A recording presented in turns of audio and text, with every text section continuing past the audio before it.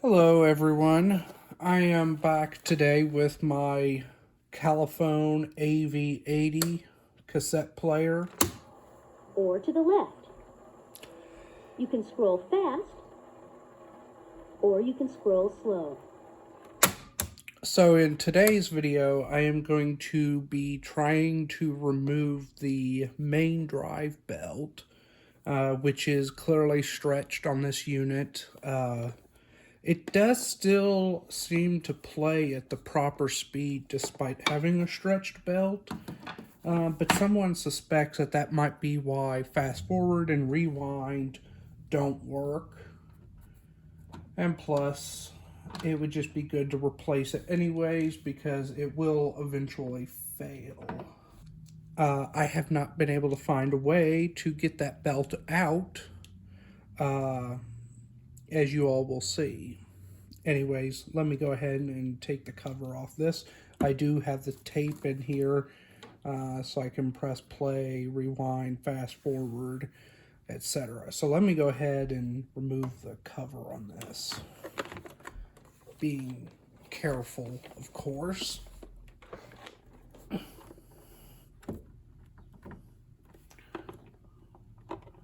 First, I'll remove all the D-cell batteries.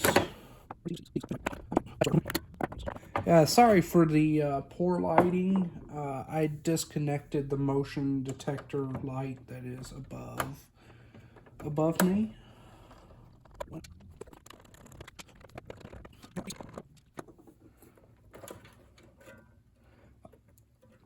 I have had this cover off so many times trying to fix this thing so far that I could probably do it in my sleep. So there we go. I'll get you all in a closer look here. So as mentioned, the main drive belt here, it's pretty loose, but if I turn this thing on, I always kind of get a little disoriented here because it's upside down, but oh well, duh, there's no batteries in it. Well, I just made myself look like a giant idiot, but if I put these batteries in here, it would work. Trust me, as you all saw earlier. It's just this belt likes to flip-flop around. So I would like to try to figure out how to replace the belt. And I thought that removing this teeny tiny screw, which you probably can't even see on the video, right there in the middle of the capstan, I thought by removing that there would be enough of a gap to pull this teeny tiny belt through. Unfortunately, that does not look like the case. I removed the teeny tiny screw, and when I say teeny tiny screw, this thing is teeny tiny. And I am constantly afraid that I might drop or lose it because that would not be good. So let me go ahead, try to remove this screw while not getting in the video. This takes a 1.0 slot bit, which is so small, there you go. It wasn't wanting to focus. There you go. So anyways, I will remove this teeny tiny screw. I wish I had better lighting, but I'll make do.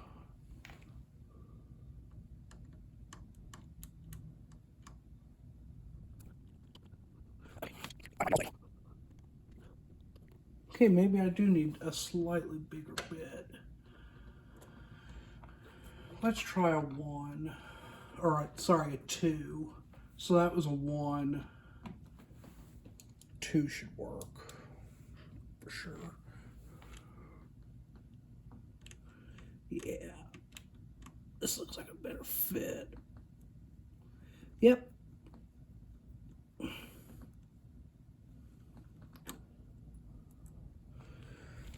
I'm not even going to hold this teeny tiny screw up to the camera, but I have it out. I'll carefully place that in there. So now I thought, oh, well, there would be a gap. So let me pull the belt off here.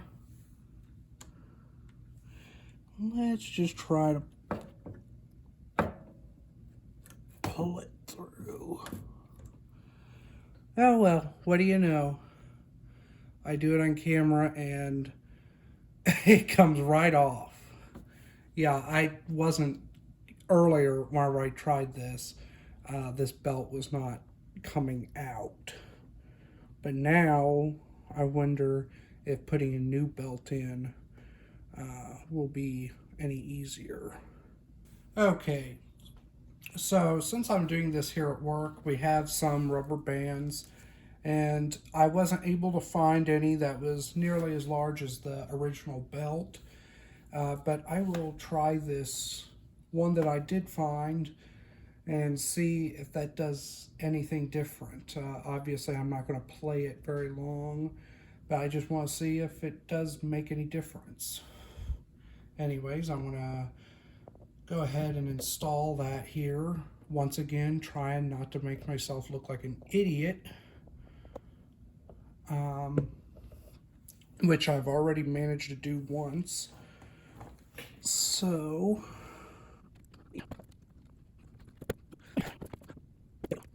and yeah, you all aren't seeing any of this, unfortunately.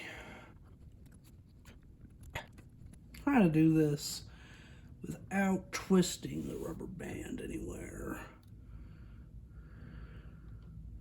which I think I just did. So I'm just curious, with that new rubber band, belt installed, let me put the batteries back in here. Okay.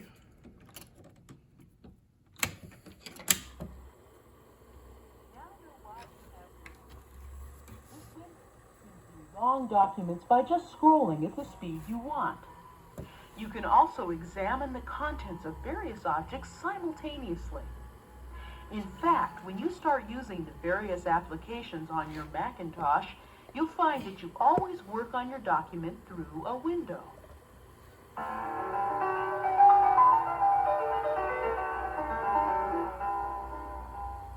The next guided tour begins in a few seconds.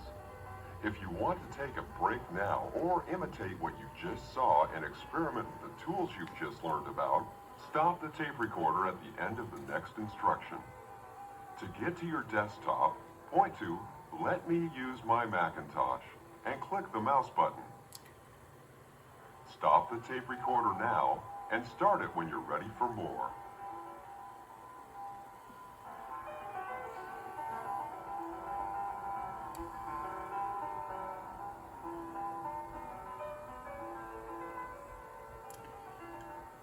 Ready for the next guided tour? Please position the pointer to point to what else is in the menus. Be sure it is pointing to what else is in the menus. Now listen to the 3 tones and click the mouse button as soon as you hear the 3rd tone.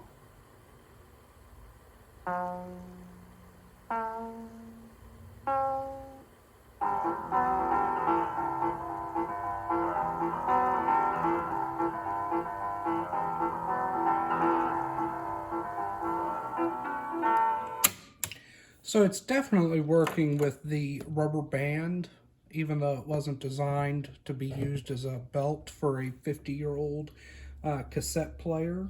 But it seems to be running a little bit slower. I don't know how much slower. It just seems that the man's voice on that cassette was a little bit lower pitched and slower than normal. I think I'll put the original belt in, back in just for now until I can find a more suitable replacement. But yeah, I guess you can do that. Just lift up, remove that teeny tiny screw, which I haven't replaced, but it is safely over here. You can remove that screw and then ever so gently lift, or actually there is a little bit of a gap there, I think. Let me see. Do I need to pull up? Nope. There's a gap that's normally there. So you don't need to pry up like I was.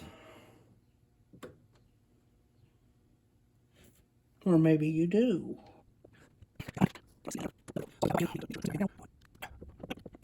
Yeah, and you can just see, I don't know how well you all can see it on camera right now, but there is a lot of play in this belt. Let me replace this screw. The teeny tiny screw, which I know I'm going to cover up the camera here for a second, but I do not want to lose this screw. That would be very bad. And I have a tendency to do stuff like that.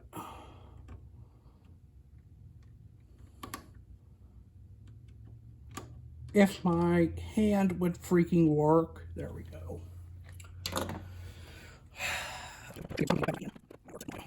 Let's see what it sounds like now.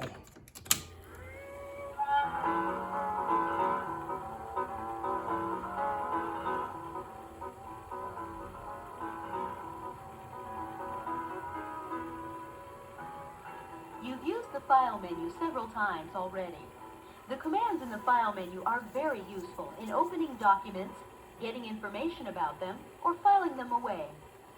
The file menu also has a print command. You can use this command when you have an Apple ImageWriter printer attached to your Macintosh and when you want to get a printed copy of some document. And there's the eject command to eject the disk from the disk drive. You'll use this... You know, I just realized while I had this rubber band installed, I should have tried fast forward and rewind because, like I said, someone did say that this main drive belt might be my entire problem with this machine, not fast forwarding and rewinding. And by replacing that belt, it might fix that. I'm kind of doubtful though, but you know what? I will put it back in and see if that makes any difference. Seems like with this belt though, it was running a lot faster. Anyways, I'll put the new belt back in and try fast forward and rewind. Okay, so I put the rubber band back in, put the batteries back in, press play here. And on your system disk. You'll eject your It's definitely tour running disk by slower in clicking, "I am play. ready to stop" on the guided tour screen. But here is fast forward.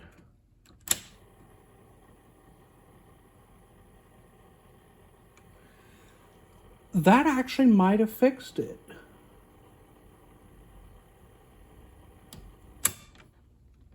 View menu, there are commands which help you view the objects on your disk in a number of different ways. Let's try this one more time. Obviously it's upside down, so I can't see what's happening on with the tape. You can view them by icon as they are now, or by name as they will be next.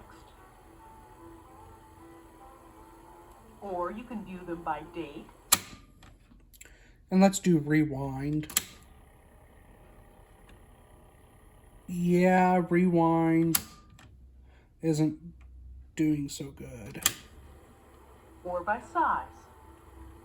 With the few objects we have... Yeah, it didn't seem like that did anything or changed anything, which is the whole reason to replace the belt. And like I said, this belt, it seems like it's running slower anyways. So I'm going to put the original belt back in for a third time. And yeah, so we know the belt, even though this belt, the original belt, even though it does need to be replaced because it is stretched and stuff, that is not what is causing this machine to not fast forward or rewind. There's got to be something else here at fault.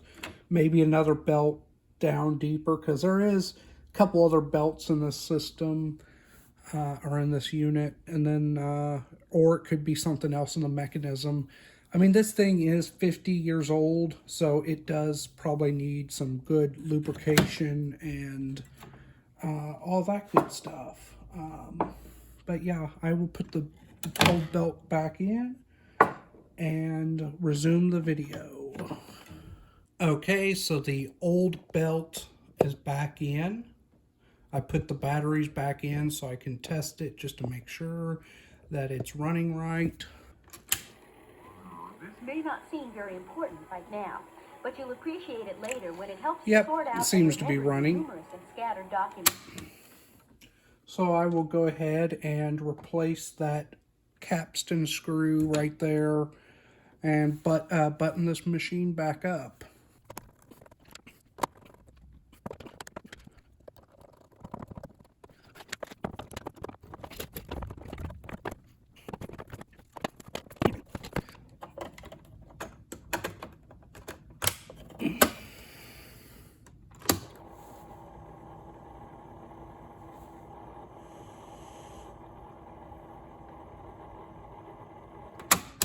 Okay, great. Well, now it doesn't work at all.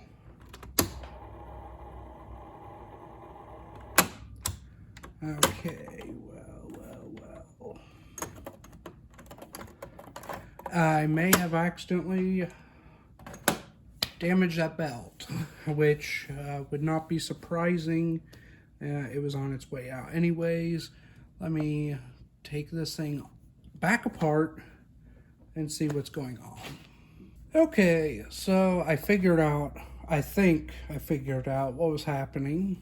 So, I don't know, it could be the belt.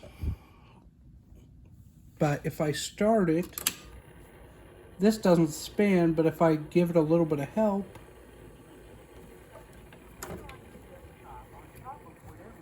have there. These include a clock. Choose clock and you have the date and the time displayed in a very elegant little clock.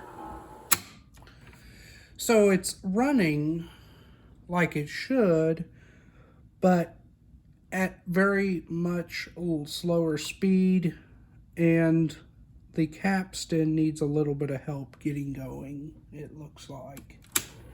See, no spin, but if I give it a little bit of help, well, now it's not even running. But I'll try that one more time.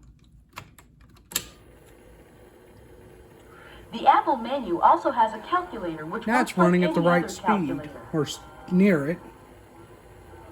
You can have several desk accessories on top of any windows you may have open. Let's stop But only it one and start it again. accessory is active at any time. You know which one is active by looking at the title bar. The title of the active one. So, you watch the capstan here. I don't know how well you all can see it from even over there. But if you watch the capstan down here, it doesn't spin wherever I see it's not spinning right now. But if I give it a little bit of help, Is highlighted. You activate the one you want just like the windows by It clicking starts anywhere running. in it. You can also move these accessories around by pointing at the title bar of the active one and dragging. Again,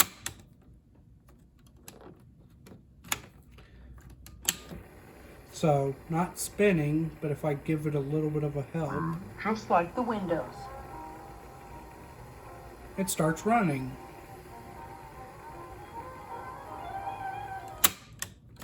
So yeah, not running. And you can close them by clicking Now on the running. close box. Another desk accessory is the control panel, which helps you set your Macintosh to work just the way you would like it to.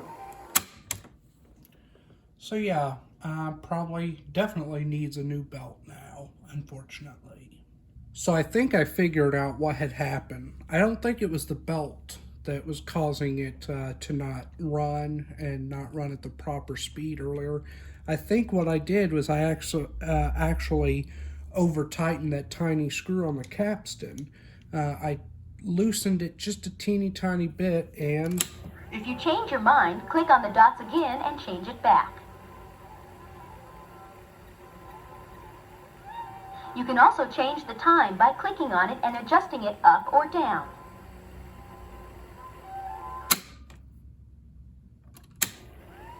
And you can change the date the same way. now it seems to be running just The fine. desk accessories on your Macintosh are both useful and fun. Experiment with them and discover on your own what very useful tasks your Macintosh is capable of. We'll quit this part of the tour Definitely now and need go a new back to the belt guided tour screen regardless, so that you though. can do just that.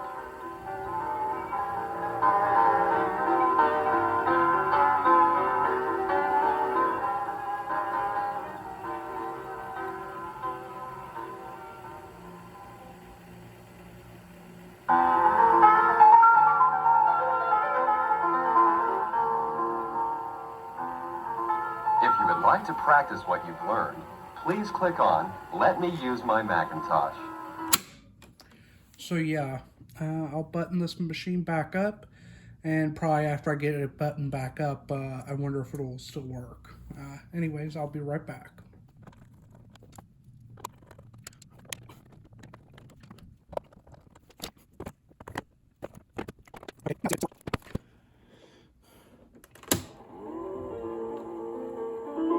Yep.